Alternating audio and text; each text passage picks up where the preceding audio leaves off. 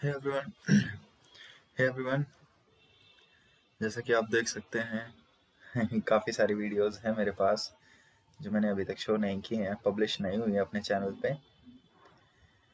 करेंगे कभी, बट अभी चलो प्रैक्टिस करते हैं। और जहाँ तक मैं देख सकता हूँ तुम लोग कुछ ज़्यादा ही इंटरेस्ट ले रहे हो मेरे डांस पे। गलत बात है गलत बात है, मेरे डांस पे इतना इंटरेस्ट नहीं लेना चाहिए। ठीक है, बस ऐसे ही करने लग गए थे, तो देख लेना जैसे भी तुम्हें अच्छा लगे। ओके, बाकी तुम लोग और ट्रेलर्स वगैरह देख सकते हो, काफ़ी सारी चीज़ें हैं जो आएंगी आगे चैनल में। ठीक है ओके कोई नहीं, ये तो अपने चैनल के बारे में बात देख लेना जैसे तुम्हें मज़ा आए। नेक्स्ट आ जाइए वापस वेक्टर्स वाले लेक्चर में। तो बच्चों, वेक्टर वाले लेक्चर में आज हम लोग उसी को आगे करेंगे। लास्ट लेक्चर में हमने देखा था कि अगर हमारे पास दो वेक्टर हैं, लेट जस्ट से ए एंड बी, अगर हमारे पास दो वेक्टर्स हो गए जिनके डायरेक्शन है, दोनों के बीच में एंगल थीटा है, तो जो रिजल्टेंट होगा वो बड़े वाले वेक्टर की तरफ ज्यादा झुका होगा। रिजल्टेंट, ठीक है, is more inclined to bigger magnitude vector. That means अगर दोनों वेक्टर इक्वल हो गए तो बीच से पास करेगा, और जो बड़ा हो गया उसकी तरफ झुका हुआ होगा। मान लीजिए रिजल्टेंट जो है, ठीक है, ए और बी के साथ अल्फा और बीटा एंगल बना रहा है। तो if alpha angle is smaller than B, अगर ये एंगल छोटा हो गया तो आप देख सकते हो जितना वेक्टर बड़ा होगा ए जितना बड़ा होगा उतना रिजल्टेंट ए के पास होगा। तो अगर अल्फा एंगल छोटा है, दैट मीन्स कि ए वेक्टर का मैग्नीट्यूड बी वेक्टर के मैग्नीट्यूड से बड़ा है। अगर उल्टा हो गया कि बीटा कम हो गया तो बी वेक्टर बड़ा हो जाएगा, जितना बड़ा वेक्टर होगा उतना कम रिजल्टेंट उसके साथ एंगल बनाएगा। एंड फाइनली आपको पता है अगर दोनों इक्वल हो जाएं तो रिजल्टेंट क्या होगा, रिजल्टेंट एंगल बाइसेक्टर हो जाएगा। ठीक है, अगर ए और बी दोनों का मैग्नीट्यूड सेम हो गया, इक्वल हो गया, then resultant will be the angle bisector. तो इस चीज पे थोड़ा सा ध्यान देना। वीडियो रिकॉर्ड हो भी रही है या नहीं? ओके, बड़ा डर लगता है। नेक्स्ट, अब एक काफी कॉमन क्वेश्चन है जो आप लोगों को देखने को मिलेगा इनसे रिलेटेड। जैसे आपके पास दो वेक्टर हैं ए और बी, दोनों के सम का मैग्नीट्यूड और दोनों के डिफरेंस का मैग्नीट्यूड क्या है, इक्वल है। तो बताओ what is angle between A and B, A और बी दे औथे कितना एंगल होगा। ठीक है, ये क्वेश्चन है। तो ये काफी कॉमन क्वेश्चन है, बहुत सारे एग्जाम्स में मिल जाएगा। जहां तक तुम्हें याद होगा हमने ऐसे क्वेश्चंस को सॉल्व करने के मेथड देखे होंगे। तो आप लोग देखिए यहाँ पे सॉल्यूशन इसका क्या होगा कि सबसे पहले a प्लस बी का फॉर्मूला लगा दो, और फिर a माइनस बी का फॉर्मूला लगा दो। क्या गलती की है मैंने, जरा जल्दी से देखिए। I miss the cos theta part in the first one. तो कॉस थीटा वाला पार्ट मिस मत करना। दोनों साइड स्क्वायर कर दो। आप देखेंगे ए स्क्वायर प्लस बी स्क्वायर ये दोनों साइड है, तो ये स्टेप मैं स्किप कर रहा हूँ, इसे कैंसल आउट कर देना। आपके पास बचेगा 2ab cos theta is equal to minus of 2ab cos theta, जब आप कैंसल आउट करोगे। इस कबूतर को दूसरी साइड ले आओ, दोनों को ऐड कर दो, तो आपके पास बचेगा 4ab cos of theta is equal to 0। जो वेक्टर हमने लिए हैं ए बी, इनका मैग्नीट्यूड 0 नहीं है, ये चीज हमें पता है। तो यहाँ सिर्फ एक cos थीटा ही है जो 0 वैल्यू ला सकता है। और आप लोगों को पता होगा अगर cos थीटा 0 है तो थीटा 90 डिग्रीज होगा। तो अगेन मैं बोलता हूं, अगर अगर ए और बी का सम और डिफरेंस इक्वल है तो दोनों के बीच में 90 डिग्रीज ही होगा। तो ये एक सॉल्यूशन है जो आप बार बार देख सकते हैं क्वेश्चंस में। नेक्स्ट, अब जल्दी से इस चीज को खत्म करते हैं हम लोग। लिखिए लेमीज थ्योरम, जिसे आप दूसरा नाम दे सकते हैं लॉ ऑफ साइंस, जैसे भी आप कहना चाहें, लेमीज थ्योरम या लॉ ऑफ साइंस। मान लीजिए आपके पास क्या है, आपके पास है बच्चे 3 वेक्टर ए, बी और सी, 3 वेक्टर हैं आपके पास। तो एक इंटरेस्टिंग चीज आप क्या देखो, आपने जहां से स्टार्ट किया था आप वहीं खत्म कर रहे हो। आपने ए बी सी यहाँ से स्टार्ट किया था और आप यहीं खत्म कर रहे हो। That means A B C इन तीनों का सम कितना है, इन तीनों का सम है 0। ओके, तो सबसे पहली बात तो लेमीज थ्योरम के लिए आपको कितने वेक्टर चाहिए, 3 वेक्टर्स चाहिए, या लॉ ऑफ साइंस के लिए 3 वेक्टर्स चाहिए, और तीनों का वेक्टर सम कितना होना चाहिए, 0। जब ही आप ये अप्लाई कर सकते हो। ओके, नेक्स्ट, ए वेक्टर के अपोजिट जो एंगल होगा you can call it θ1, B vector के अपोजिट जो एंगल होगा उसे θ2 कह सकते हो, और सी के अपोजिट जो होगा उसे θ3 कह सकते हो। ये आपकी चॉइसेस हैं। तो आप यहां देख सकते हो मैं लेमीज थ्योरम को ट्राइंगल से समझाने की कोशिश कर रहा हूं। ठीक है, अब देखिए यहां अगर ये सारी कंडीशंस मीट हो गई तो आप क्या लिख सकते हैं, a upon sine of θ1 equals b upon sine of θ2 equals c upon sine of θ3। You can write this. A B C magnitudes हैं, ध्यान रखना। तो ये है हमारे पास Lami's theorem.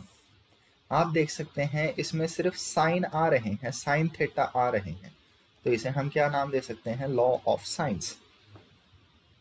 Okay, next also, अब देखिए आप क्या कर सकते हैं, आप इस ट्राइंगल से और थोड़ा सा डिफरेंस करके इन ए बी सी को इंटरचेंज कर सकते हैं।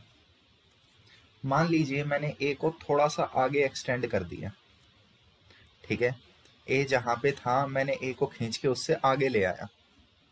नेक्स्ट, सी जहां पे है, सी को भी मैं एक्सटेंड करके उसके पैरेलल ले आया। यानी एक तरह से आप कह सकते हैं ए और सी को मैंने पैरेलल शिफ्ट कर दिया, ए सी पैरेलल शिफ्ट कर दिए। मैंने स्टार्टिंग में बताया था कि एक वेक्टर को उसके पैरेलल आप रख सकते हो।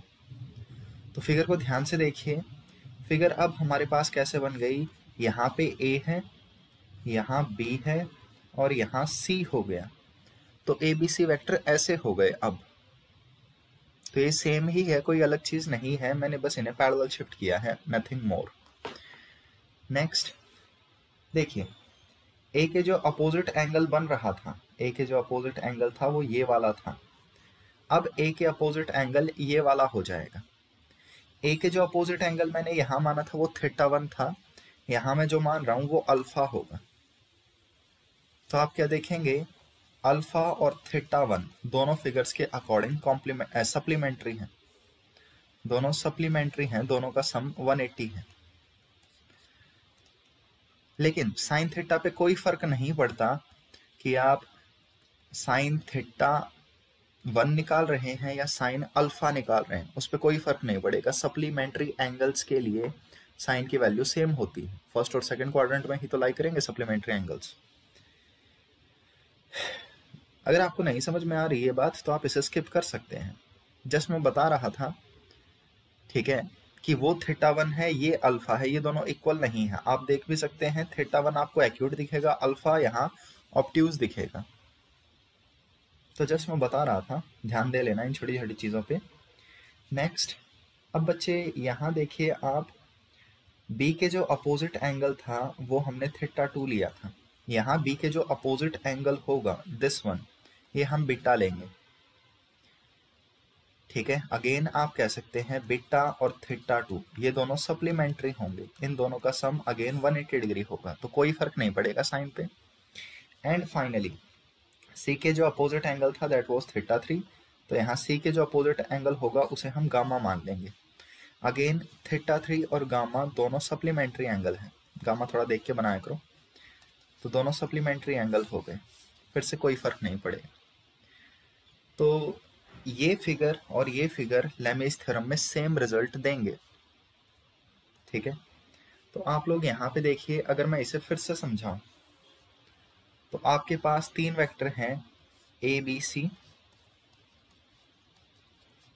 अगेन कंडीशन है तीनों का वेक्टर सम कितना होना चाहिए, 0 होना चाहिए जब भी लेमीज थ्योरम लगाओ। ए के जो अपोजिट एंगल है दैट इज अल्फा, बी के अपोजिट एंगल बीटा, सी के अपोजिट एंगल जो है दैट इज गामा। तो यहाँ से आप लोग क्या देख सकते हैं कि a upon sine of alpha is equal to B upon sine of उसका opposite angle is equal to C upon sine of उसका अपोजिट एंगल, ये इक्वल है। तो ये वाली चीज आप ट्राइंगल से लेके आ सकते हैं या कंकरेंट वेक्टर से, ऐसे वेक्टर जो सेम पॉइंट पे स्टार्ट हो रहे हैं, these are concurrent,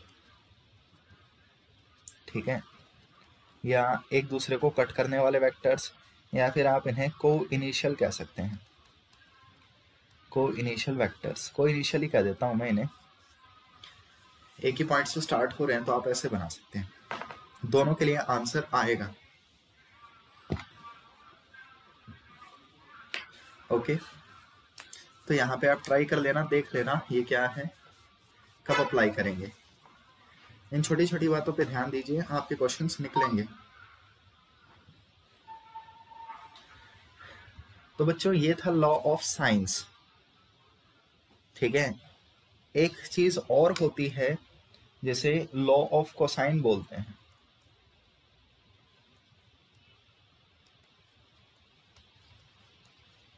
law of cosines बोलते हैं, और वो चीज कुछ नहीं है, बस यही है कि resultant is equal to A square plus B square plus 2ab cos of theta. इसके रिजल्ट डिफरेंट आ सकते हैं अगर आप थीटा 1 थीटा 2 की टर्म्स में आंसर दे रहे हैं या अल्फा बीटा की टर्म्स में आंसर दे रहे हैं। तो लॉ ऑफ कोसाइन अलग चीज नहीं है, बाद में ये मत बोलना नहीं पढ़ाई बिडू, यही लॉ ऑफ कोसाइन है। वापस आओ, एक चीज देखिए, नोट कीजिए, ठीक है। नोट दैट, क्या नोट करो कि Lami's theorem can be applied on two vectors if direction of their resultant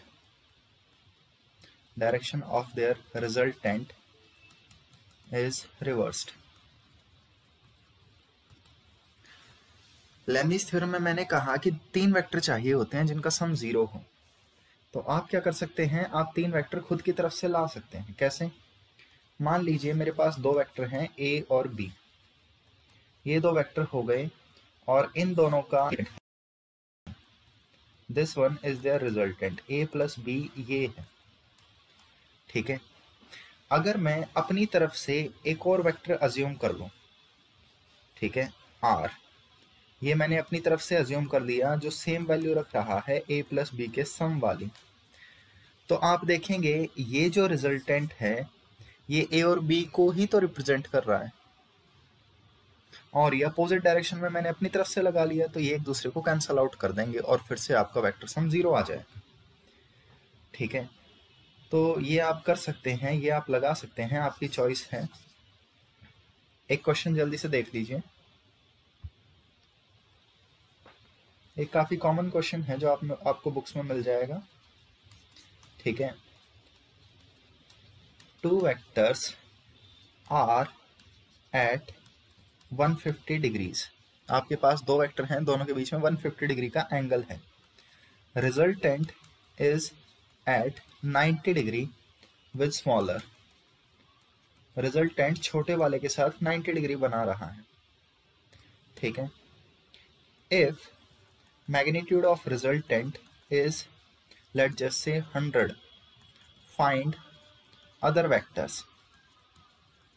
तो आप इसे अलग अलग तरीके से सॉल्व कर सकते हैं, मैं मना नहीं कर रहा, लेकिन मैं इसे सॉल्व करना चाहूंगा लेमिस थ्योरम की हेल्प से। ठीक है, तो मैं यहाँ बोल देता हूँ कि try using Lami's theorem, because और भी मेथड है मार्केट में, आप जो लेना चाहें उसे ले सकते हैं। तो बच्चे देखिए, आपके पास दो वेक्टर हैं, लेट जैसे एक है ए एक है बी, और दोनों के बीच में 150 डिग्री एंगल है, ये क्वेश्चन में दे रखा है। रिजल्टेंट जो है एक वेक्टर के साथ 90 डिग्रीज बना रहा है।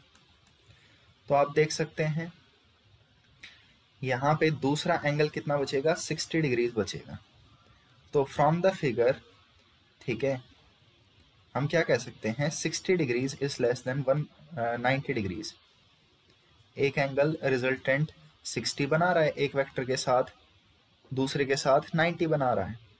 तो यहां से मैं कह सकता हूं B is greater than A। बड़े वाला वेक्टर छोटा एंगल बनाता है, तो B इज ग्रेटर।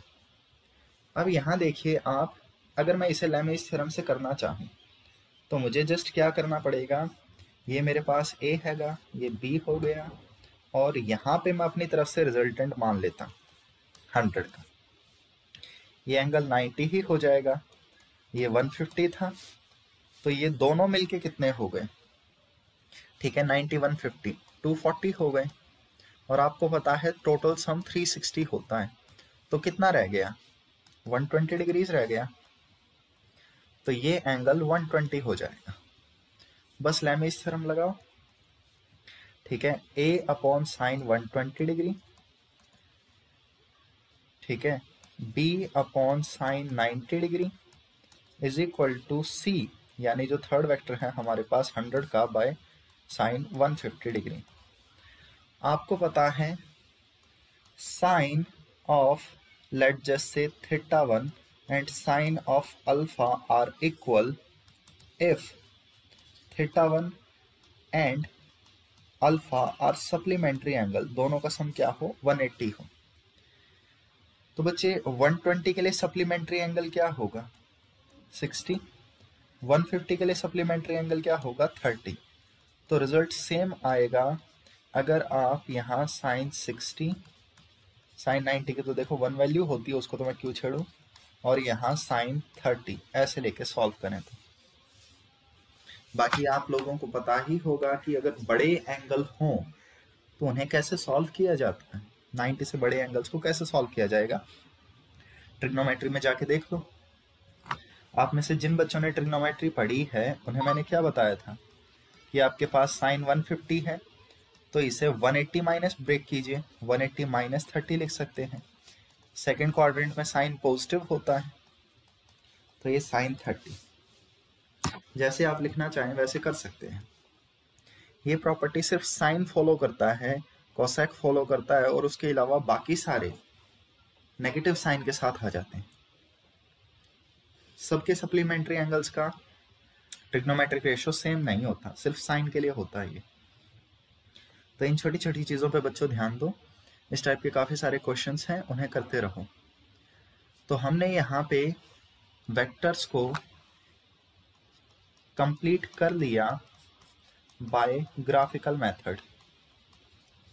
अब वेक्टर्स को हम कंप्लीट करेंगे बाय एनालिटिकल मेथड, और नेक्स्ट फिर हम दोनों को कंबाइन करके पढ़ेंगे कि ग्राफ को एनालिटिक्स में कैसे कन्वर्ट करते हैं और एनालिटिक्स को ग्राफ में कैसे कन्वर्ट करते हैं।